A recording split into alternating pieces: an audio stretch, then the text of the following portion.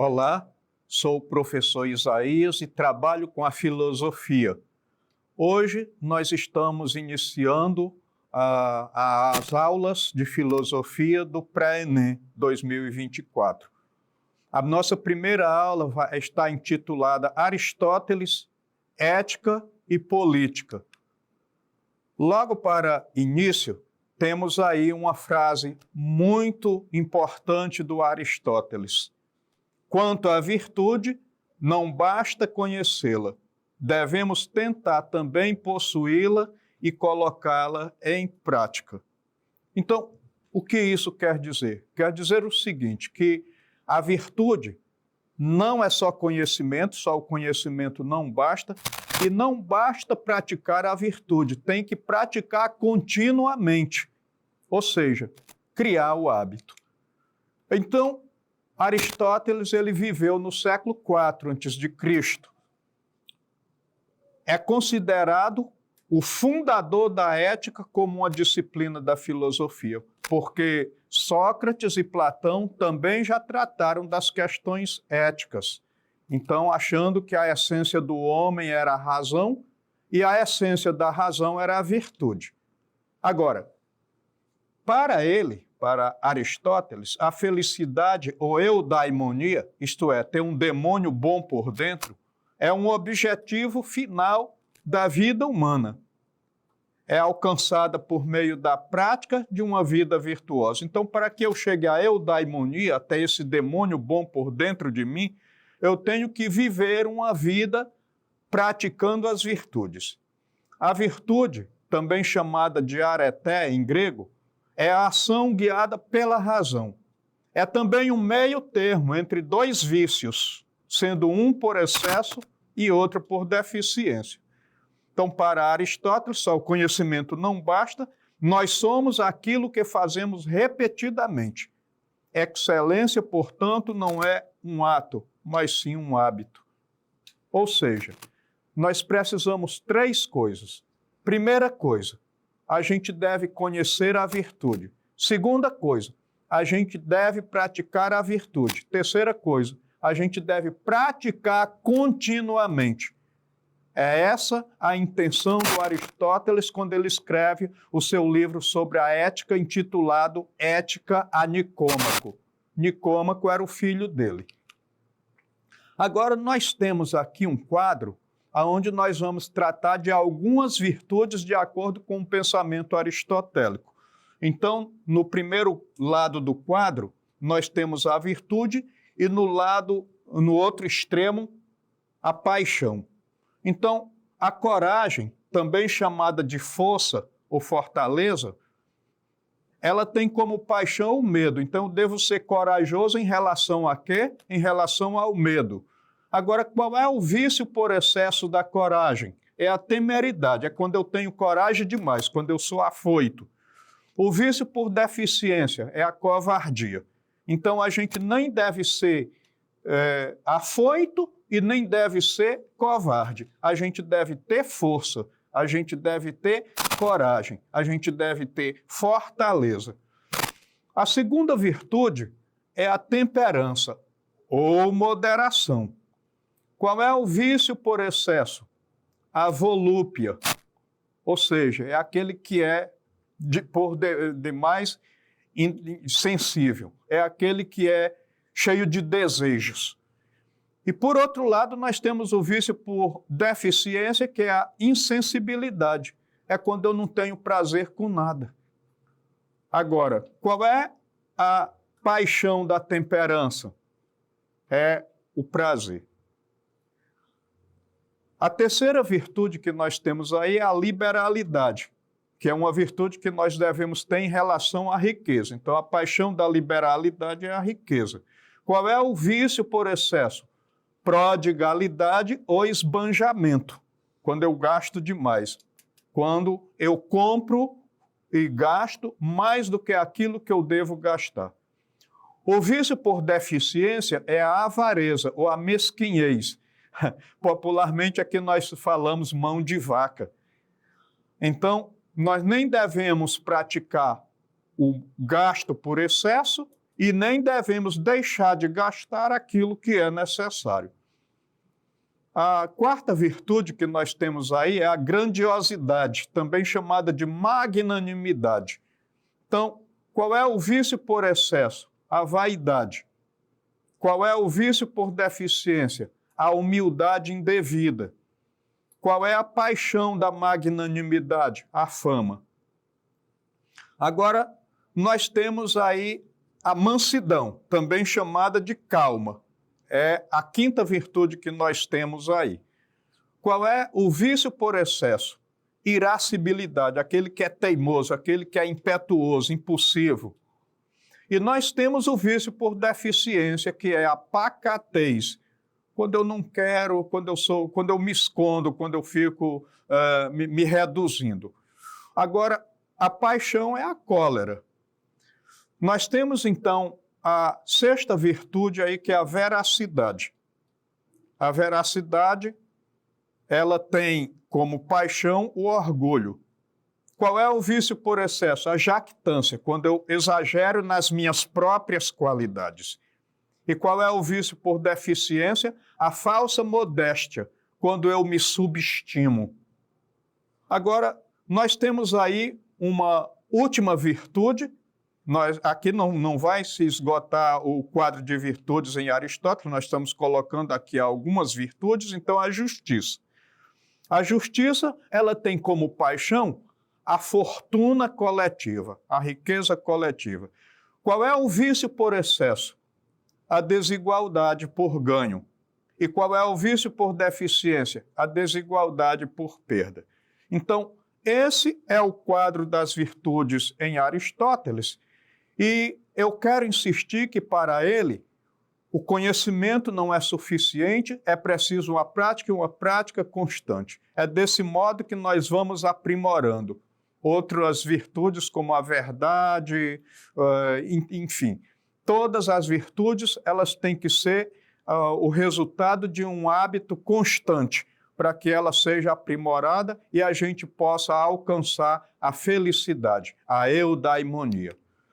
Agora, nós temos um segundo assunto que está diretamente relacionado com a filosofia aristotélica, que é a política. Agora, segundo Aristóteles, a política busca alcançar o bem comum, promovendo harmonia e justiça na sociedade. Então, praticamente, a política é a virtude coletiva e a ética é a virtude individual. Acabamos de tratar da ética, agora estamos falando sobre a política. O Estado, para ele, deveria ser organizado de acordo com a razão e a ética, garantindo o desenvolvimento pleno dos indivíduos e a preservação da ordem social.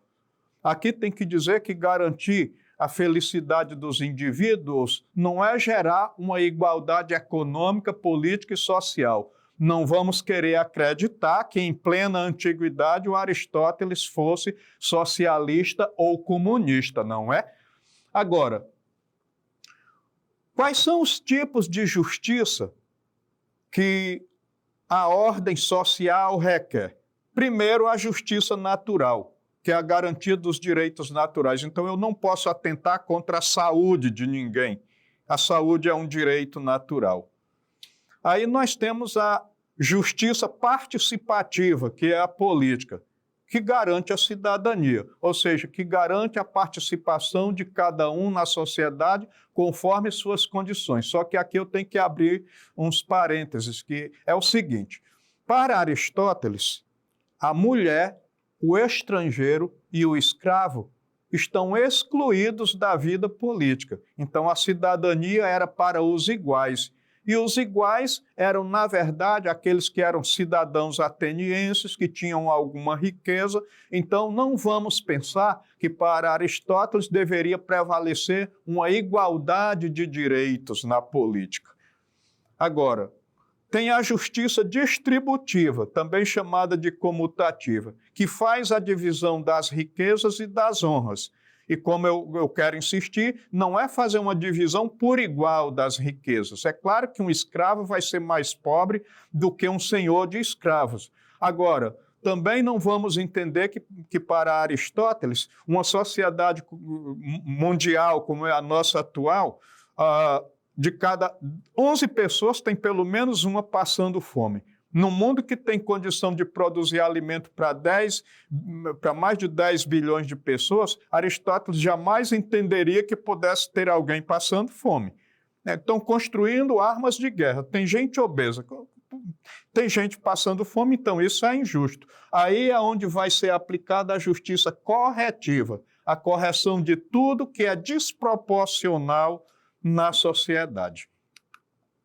Agora, aqui nós temos as formas de governo, segundo Aristóteles. Então, qual é a primeira forma de governo? Aquela forma que ele acha ideal, a monarquia.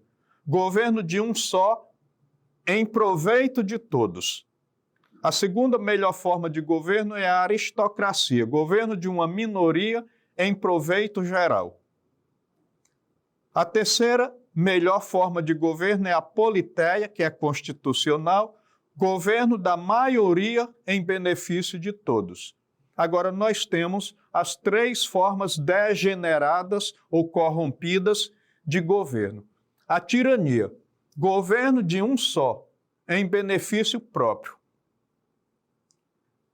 Oligarquia, vamos lembrar aí da política do café com leite no Brasil, por exemplo. Governo de uma minoria em benefício próprio. E, finalmente, nós temos a democracia, ou demagogia, governo da maioria em benefício dos pobres. Então, concluindo, para Aristóteles, a melhor forma de governo é, na verdade, a monarquia. E das formas degeneradas, a melhor ainda é a democracia. Agora, nós temos algumas questões que são pertinentes a esse assunto tratado e nós vamos prestar bem atenção a esse texto dessa questão inicial, da primeira questão. É acertado, pois, dizer que pela prática de atos justos se gera o homem justo e pela prática de atos temperantes o homem temperante. Sem essa prática, ninguém teria sequer a possibilidade de tornar-se bom. Mas a maioria das pessoas não procedem assim. Refugiam-se na teoria e pensam que estão sendo filósofos e se tornarão bons dessa maneira. Nisso se portam, de certo modo, como enfermos que escutassem atentamente os seus médicos, mas não fizessem nada do que estes lhes prescrevessem. Assim como a saúde destes últimos não pode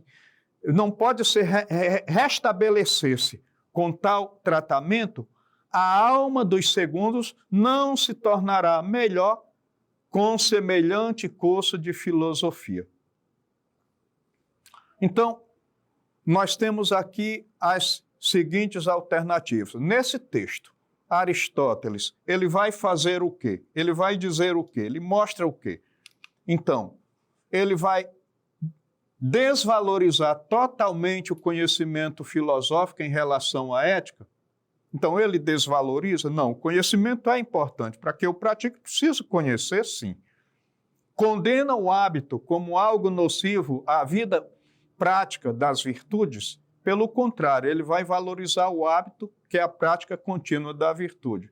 Ensina que a virtude deve ser conhecida pela razão e aprimorada pelo hábito? Valoriza a prática das virtudes e condena a teoria sobre elas? Não, ele valoriza a prática e valoriza a teoria. Último, enfatiza as virtudes como algo incompatível com a natureza humana? Resposta correta, letra C, ensina que a virtude deve ser conhecida pela razão e aprimorada pelo hábito. Agora nós temos uma última questão, que é a segunda da nossa aula de hoje. Então, para Aristóteles, a política busca alcançar o bem comum promovendo a harmonia e justiça na sociedade. O Estado deveria ser organizado de acordo com a razão e a ética. garantindo o desenvolvimento pleno dos indivíduos e a preservação da ordem social. Assim sendo, letra A monarquia é o governo de um só, visando o bem do soberano? Não, a monarquia é o governo de um visando o bem de todos. Letra B, a democracia é o governo de muitos visando o bem de todos? No nosso modo de pensar atual, a democracia visa o bem de todos, mas no pensamento de Aristóteles visava o bem dos pobres. Letra C. A oligarquia é o governo de um pequeno grupo visando o bem de todos? Oligarquia, eu aqui lembrei inclusive da política do café com leite no Brasil, é o governo de um pequeno grupo que visa o bem apenas do próprio grupo. Letra D. A aristocracia é o governo de um pequeno grupo visando o bem de todos. E letra E. A tirania é o governo de um pequeno grupo visando o bem do próprio grupo. Então, a tirania visa o bem, mas só do soberano, porque a tirania é o governo de um. Então, a resposta correta é a letra D. A aristocracia é o governo de um pequeno grupo visando o bem de todos. Então, esta foi a nossa aula de hoje. Eu conto com todos vocês no próximo encontro, onde trataremos da filosofia helenística. Fundamentalmente, nós vamos tratar do cinismo, do estoicismo, do epicurismo e do ceticismo. Será uma aula muito interessante. Também os convido a voltar à plataforma, a recorrer à plataforma, para que possam ter acesso a esse conteúdo e aos conteúdos que brevemente estarão disponíveis nela, para que possamos reforçar o nosso conhecimento sobre a filosofia. Muito obrigado e até o nosso próximo encontro.